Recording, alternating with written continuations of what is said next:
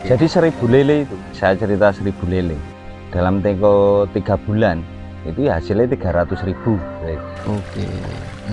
1000 lele ini. Omset bersih atau gimana Pak itu? Iya itu, dapat bersihnya itu, Dapat bersih. kalau dikelola dengan benar itu antara 300 sampai 500.000. Karena dalam usaha perikanan itu banyak faktor, tidak hanya sekedar hanya ngasih makan benihnya, kemudian kita sudah punya kolam.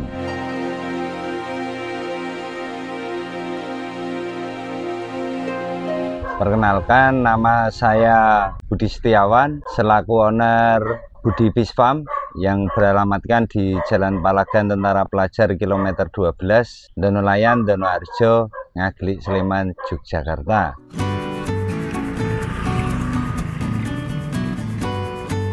Usaha yang saya tekuni di Budi Fish Farm ini ada beberapa macam, yaitu saya ada pembenihan ikan, air tawar, kemudian pembesaran patin, nila, lele, dan yang ketiga itu pakan mandiri. Di UPR Budi Fish Farm ini berdiri tahun 2009, mulai fokus usaha, tapi sebelumnya saya sudah melakukan usaha hanya sekedar sampingan saja, itu tahun 2000-an. Berarti sebelumnya kerjanya apa Pak? Backgroundnya Bapak sebelumnya? Kalau background saya dulu saya pernah kerja di NGO, kemudian saya kerja di hotel salah satu swasta bintang 4 di Yogyakarta. Kemudian waktu itu 2010 karena gunung meletus saya resign, mengundurkan diri, kemudian lebih fokus ke usaha sampingan yang saya tekuni itu. Kenapa saya memilih baik dari latar belakang sekolah kemudian dari bekerja ya berbeda jauh dengan yang usaha yang saya tekuni. Salah satunya karena usaha yang saya tekuni ini berdasarkan hobi ya. Dari hobi itu kemudian yang saya geluti selama berproses itu, ternyata ketika kita tekuni itu semakin lama semakin kelihatan hasilnya. Bisa melebihi gaji yang ketika kita bekerja di luar. Nah, seperti itu. Makanya akhirnya jadi pendapatan utama malahan ya Pak. Ya akhirnya menjadi pendapatan utama sampai sekarang. Kalau prosesnya memang banyak sekali ya. Kalau saya mengalami kan dari proses saya masih SMA kuliah, orang itu kan nyari jati diri ya. Nah, kemudian ternyata dengan ikan ini asik lah. Walaupun hasilnya tidak seberapa, tapi asik. Sambil ngopi, sambil, kalau saya kesenangannya ngerokok itu sambil ngerokok. Kalau habis bekerja capek, itu sambil ngasih makan ikan itu capeknya hilang. Suka dukanya ketika berbisnis banyak sekali. Kalau sukanya ya ketika mendapatkan hasil yang banyak lah. Kalau mendapatkan hasil yang banyak pasti seneng. Tapi kalau nggak senengnya ya jelas orang bisnis itu ketika rugi lah. Nah kan gitu kan. Benar. Nah itu paling gampang seperti itu. Tapi kalau senangnya itu apa? Kita berinovasi terus agar apa ya, usaha yang kita lakukan itu dapat berjalan dengan lancar. Jadi namanya wirausaha itu kan kadang tidur sambil mikir. Apalagi kalau wirausaha itu kalau kita punya tenaga kerja. Nah itu kan harus memikirkan tenaganya kan. Tidak hanya memikirkan diri sendiri, tapi bagaimana memutar agar tetap usaha itu jalan. Nek randidit, kemudian kudu bayar tenaga. Itu kan pusing ya. Nah itulah sebenarnya lebih simpelnya di situ. Tapi kalau masalah yang lain, namanya orang usaha gagal dan tidak, itu memang orang usaha bagian dari situ. Jadi sebenarnya bisnis ikan itu kalau menjanjikannya itu tergantung dari kita memelihara seseorang. Kalau tidak dipelihara dengan hati, kemudian dengan tulus, hanya ngasih makan habis itu sudah, mungkin dari set plan yang diplanningkan ketika kalau kita nebar sekian hasilnya sekian, pasti tidak akan tercapai. Karena dalam usaha perikanan itu banyak faktor, tidak hanya sekedar hanya ngasih makan benihnya, kemudian kita sudah punya kolam, tapi hati ini juga perlu. Namanya yang kita usahakan itu kan makhluk hidup, tidak hanya sekedar teori apa ini harus ini. Ya kalau tidak pakai hati pasti itu gatot lah. Karena nanti berkaitan dengan ketika dia dikasih makan sesuai SOP belum tentu, karena juga tergantung oleh cuaca. Kalau cuacanya hujan ya mending nggak usah kasih makan, nanti malah justru akan mencemari. Nah ketika dari hujan itu harus ditunggu paling tidak 2 jam sampai 3 jam dari hujan itu terang baru dikasih makan. Nah, itu kenapa teorinya? Karena ketika hujan itu pasti airnya hangat. Tapi ketika berhenti hujan nunggu 2 jam sampai 3 jam, airnya kan dingin sekali. Nah, kalau hangat itu pasti oksigennya banyak, kalau dingin oksigennya menurun. Nah, kalau kita itu posisinya oksigen yang sedikit, tapi kalau suruh makan, pasti ketika suruh makan kan nggak lahap.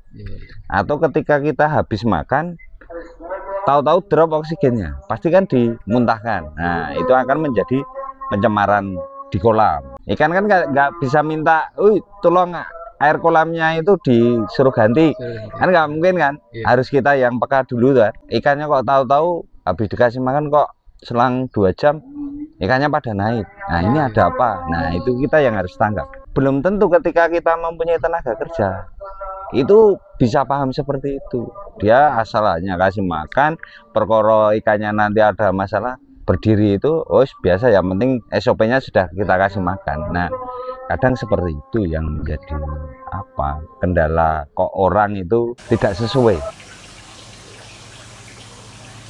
Budi Pispam itu awalnya hanya lele ya, kemudian gurame. Kenapa saya memilih lele dan gurame? Karena keterbatasan air. Kami mengandalkan air sumur atau dari air tanah. Kemudian kita pompa pakai sanyo ya. Dan itu sanyo itu 24 jam. Kecuali mati itu ketika listrik mati.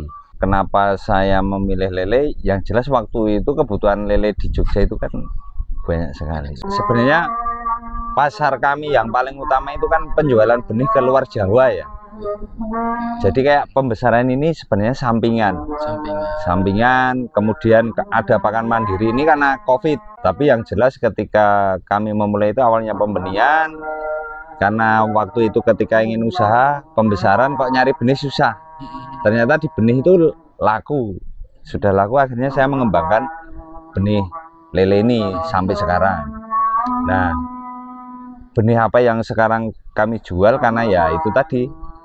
Kalau kita itu hukumnya permintaan ya, mau permintaannya kok tidak hanya lele, kok ada gurame, ada nila, kemudian ada bawal, ada ikan mas, ya kita harus bermitra dengan petani-petani di sekitar kita. Sekarang melayani hampir semua ikan air tawar ke seluruh Indonesia, baik lokal maupun antar provinsi. Pengirimannya bisa bis, kereta, ataupun pakai pesawat. Bibit yang baik atau bagus itu sebenarnya satu faktor yang paling utama itu asal usul induknya. Itu yang jelas harus jelas. Tapi kalau saya menganjurkan itu induknya kalau bisa dari dinas perikanan atau BBAT yang khusus dia menghasilkan induk-induk yang berkualitas. Nah, minimal harus induknya itu jelas itu dulu, kemudian asalnya dari mana itu. Kedua, benihnya yang seperti apa, pergerakannya itu sehat. Kalau ikan lele ya naik turun, tapi kalau ikan yang bersisik yang butuh oksigen tinggi dia mau melawan arus. Ketika ada percikan air atau ada aliran air itu dia melawan, pertumbuhannya cepat. Kemudian yang terakhir itu tahan penyakit, karena cuaca di kita itu kan sekarang tidak stabil ya. Nah, itu paling tidak dia bisa tahan penyakit. Jadi pakan ini kan kita mulai karena kemarin pandemi ya. Jadi mulai dari pandemi ini bagaimana kita tidak mengeluarkan tenaga kerja. Walaupun kemarin terjadi lockdown ya, untuk pengiriman luar Jawa kan terhambat hampir 6 bulan lah. Ya untung kita mempunyai pembesaran. Ketika kita memulai pembesaran itu ternyata biaya untuk pembesaran itu kan operasional yang paling besar itu di pakan. Makanya kemarin kita berinovasi untuk bikin pakan sendiri alternatifnya. Dengan harga pakan yang semakin tinggi, kemudian hasilnya kurang maksimal, akhirnya kita bikin pakan sendiri. Sudah diuji tuh, dari prosesnya hampir 1 tahun itu kita menguji pakan itu, akhirnya dari tenggelam, kemudian sekarang sudah mengapung pakan kami. Nah, walaupun proteinnya belum bisa sampai 30, tapi daya cernanya untuk ikan itu sudah baiklah secara perkembangannya, walaupun belum sesempurna pakan pabrik. Tapi minimal kita sudah bisa hemat itu tadi. Satu sebenarnya yang menunjang dalam budidaya ya, sebenarnya itu kualitas air, struktur kolam, struktur kolam ini salah satunya itu lokasi kolam maksudnya. Nanti mudah bagaimana kita mengurasnya. Ketika mau panen kan perlu dikuras nih. Nah, itu harus mudah. Kemudian itu kolam, kemudian air. Nah, kalau air bisa dihindari, jangan yang zat besinya tinggi. Kemudian yang terakhir itu pakan. Nah, memanen pakan itu kan, ngasih makan itu tidak hanya sekedar ngasih makan. Kalau bisa ya tetap harus itu tadi kayak rasa kita itu memelihara binatang itu kan harus disayangi ya. Jadi tidak hanya dikasih suwaton, ngasih wur-wur jatahnya, tidak. Kalau saya, walaupun sudah ada takaran ini, dalam sehari harus ngasih makan ikan itu 3-5%. Nah, biasanya saya ngambil 4% dari berat badan ikan yang ditebar. Biasanya kita ngambil sampel ikan itu dalam kolam itu nanti ngambil 10 atau 20 ditimbang rata-ratanya berapa, jumlah ikannya ada berapa. Nah, kalikan 4% dalam sehari itu seperti itu. Tapi kalau saya secara bodon tanpa perlu menimbang itu, ketika ngasih makan itu biuk sekali, biuk 2 kali kok masih lahap, biuk 3 kali kok sudah rasa-rasa udah stop, kok rasa-rasan ini habis tambah sedikit, oh udah habis ya sudah.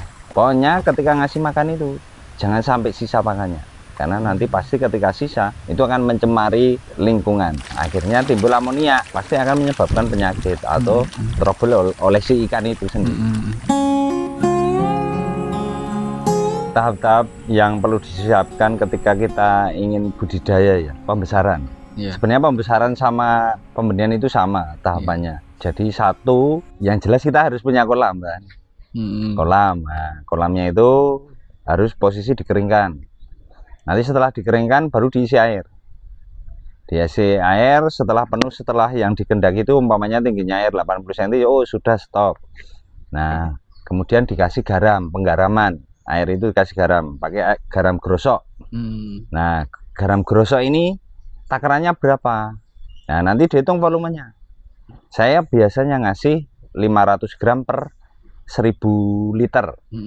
Berarti kira-kira kalau 500 gram itu kan setengah kilo ya, berarti 2,5 gram per liter. Sesudah kasih garam ya, kalau ada probiotik masukkan probiotik. Takaran biasanya untuk 1 mili untuk 10 liter atau 100 liter air. Nah, biasanya kalau saya itu 1 mili per 10 liter air.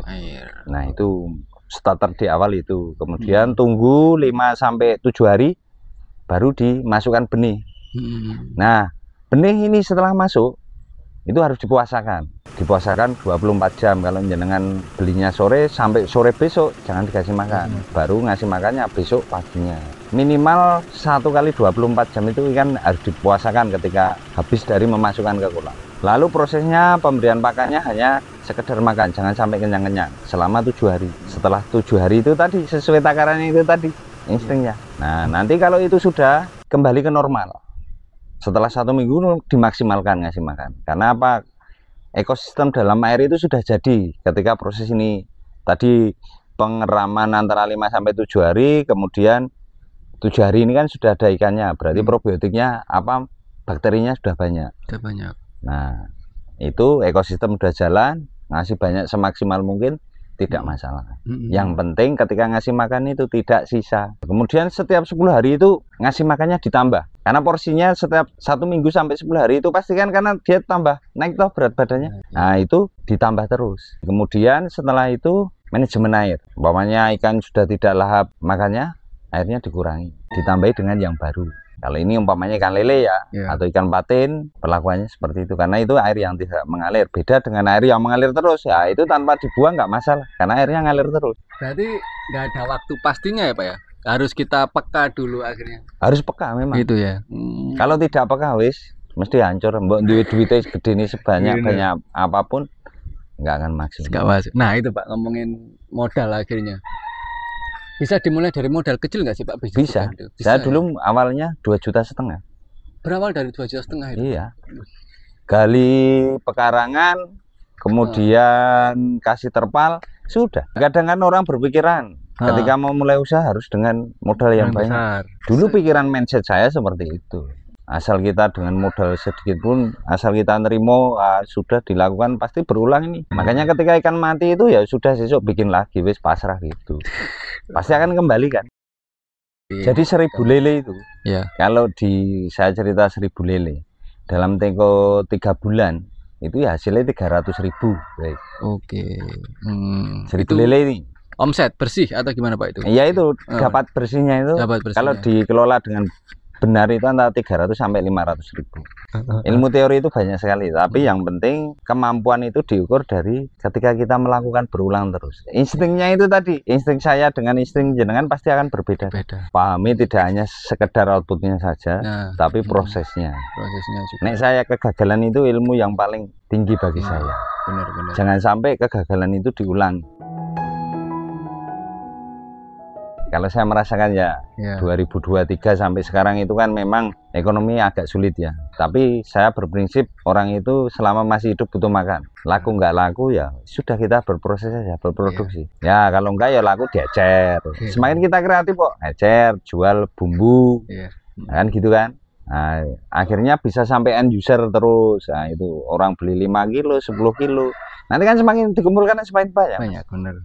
Iya toh? Iya, Ya, nggak usah khawatir. Yang penting kita punya pangan aja. Masalah hasil udah nanti aja. Karena prinsip kami iso nggawe pakan, minimal iso hemat efisien. Kalau beli terus, kalau uangnya tidak muter, ya sudah KO Mas, tepar wis. Jadi cara penjualan ikan tuh gampang nggak sih Pak istilahnya? Gampang-gampang susah. Gampang-gampang susah. Oke. Kalau sudah mendapatkan pelanggan ya anggap saja gampang. Anggap aja. Yang mencari itu kan yang paling sulit itu mencari dan mempertahankan pelanggan. Kuncinya itu kalau kita itu cak-cak sat-set ya.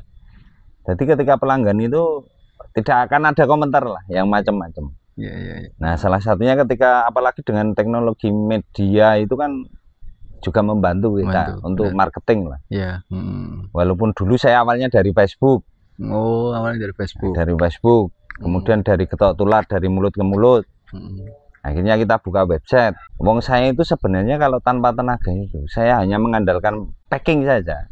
Dari saya penjualan keluar daerah itu cukup Mas. Jatuh bangun Mas, jatuh bangun, tidak setahun 2 tahun juga. Oh tidak, 2009 loh, sampai bertahan sekian. Dari 2015 itu ekonomi global, terus COVID, yang jelas itu jadi petani itu harus tahan banting dan pintar-pintar kita melakukan investasi. Jadi teman-teman baik yang di luar Jawa maupun di sekitar Sleman, Jogja, bisa pesan ke Budi Fish Farm untuk benih ikan air tawar. Kami juga mulai melayani konsumsi terutama lele patin nila. Itu ke nomor 085228860499. Mau kirim kemana saja bisa. Kalau luar negeri baru on proses itu. Ada minimalnya nggak Pak? Kalau luar Jawa minimal 1 styrofoam karena pengirimannya via pesawat ya. Kalau lokal tidak ada minimumnya. Monggo silahkan merapat ke Budi Fish Farm atau langsung Google Map aja Budi Fish Farm pasti sampai itu. Kalau saya buat teman-teman yang mau usaha, jangan dilihat outputnya, tapi lakukanlah dengan sesenang hati. Jadi usaha itu kalau dilakukan dengan senang hati pasti akan membuahkan hasil. Walaupun dari usaha itu tidak serta-merta langsung hasil, tapi ketika kita dengan rasa senang pasti akan mendapatkan hasil yang maksimal. Itu. Kemudian yang sekarang usaha walaupun dengan situasi ekonomi yang tidak baik-baik saja, selalu fight, jangan mudah menyerah. Kalau jenengan sudah jalan, mosok mau balik kanan, jangan. Mungkin itu berbagi ilmu saya dari owner Budi Fish Farm. Saya selaku Budi Fish Farm dalam berbagi semoga bermanfaat. Saya akhiri. Assalamualaikum warahmatullahi wabarakatuh.